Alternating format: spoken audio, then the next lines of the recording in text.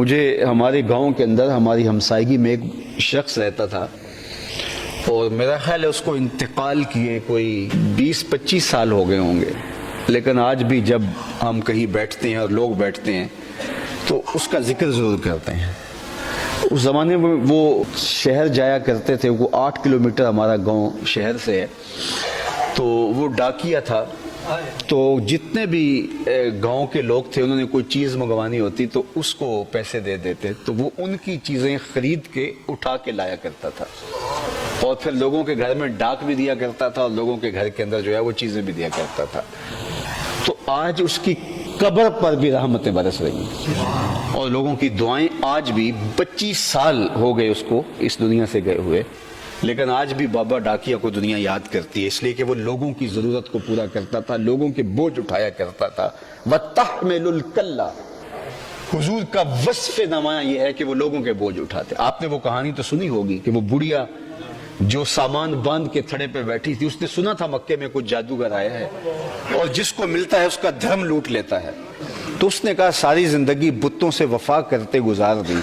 تو کہیں ایسا نہ ہو کہ آخری عمر میں اس سے ملاقات ہو جائے اور کہیں دین ہی نہ لوٹ لے، تو میں ساری زندگی وفا کی ہے بتوں سے، تو اس وفا میں ہی مرنا چاہتی ہوں، تو یہاں اتفاق ہے کہ وہ مل جائے تو میں یہ شہر ہی چھوڑ دیتی ہوں۔ تو میکے جانے کا ارادہ کر لیا، اولاد نہیں تھی، شوہر فوت ہو گیا تھا، جو گھر کا تھوڑا بہت سامان تھا باندھ کے تھڑے پہ رکھا، کوئی گزرتا ہوا شخص آئے اس کو کہوں کہ میرے سر پہ رکھ دے، اتنے میں حضور آ گئے اور بڑھیا نے کہا کہ بیٹے رکو، یہ سامان میرے سر پہ لاد دو۔ حضور نے سامان اٹھایا تو محسوس کیا یہ تو وزنی ہے اور بڑھیا کمزور ہے، تو کہا اگر تم کہو تو جہاں جانا ہے میں خود ہی نہ چھوڑاؤں۔ اس نے کہا بھتیجے یہ تو کمال مہربانی ہوگی، تو حضور نے وہ سامان اٹھا لیا اور اس کے ساتھ ساتھ چلنے لگے۔ تو وہ زمانہ تھا، ایک دفعہ یہ پنڈی بائی پاس والا پل پرانا پل ہوتا تھا، تو ایک بوڑھی جو ہے وہ سامان اٹھا کے لے جا رہی تھی، تو میں بھی جا رہا تھا، تو میرے دل میں حضور علیہ السلام کا وہ واقعہ یاد آ گیا، تو میں نے اس بڑھیا سے کہا کہ مجھے سامان دے دو،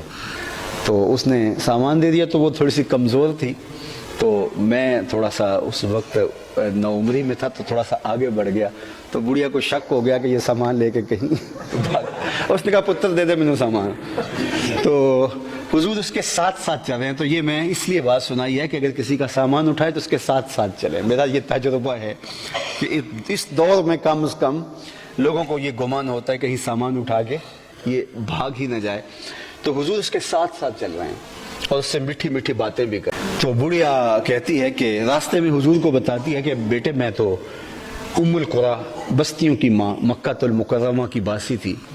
اور اس شہر کو چھوڑنے کو کس کا جی چاہتا ہے، لیکن دین دھرم بھی تو کچھ چیز ہوتی ہے، تو میں اپنا دین بچانے کے لیے شہر چھوڑ کے آ گئی ہوں، تو تم اتنے اچھے ہو کہ میرا سامان یہاں تک پہنچا رہے ہو، تو تمہیں بھی نصیحت کرتی ہوں اس جادوگر سے بچ کے رہنا، کہیں وہ تمہارا بھی دین نہ لوٹ لے۔ اور پھر سامان حضور نے رکھا تو واپس پلٹنے لگے، تو بڑھیا کہنے لگی بچے اپنا نام بھی تو بتا دے،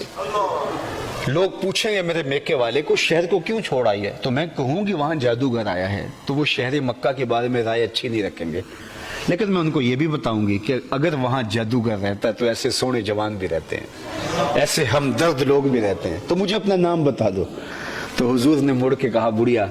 جس جادوگر سے بھاگ کے آئی ہے وہ تیرے سامنے کھڑا ہے۔ اس نے کہا سچ آپ ہی محمد ہیں؟ فرمایا ہاں میرا ہی نام ہے۔ تو اس نے کہا پھر آپ کا جادو میرے پہ چل گیا ہے، تیری تک کے ادامہ میں مرید ہو گئے۔ لوگوں کے بوجھ اٹھانا یہ حضور کا کام تھا۔ وَتَحْمِلُ الْكَلَّ، یہ حضرت خدیجہ الکبریٰ حضور کے وصف بیان کر رہی ہیں، جن کا کوئی بوجھ اٹھانے والا نہیں ہے۔ وَتَحْمِلُ الْكَلَّ، آپ اس کے بوجھ اٹھاتے ہیں۔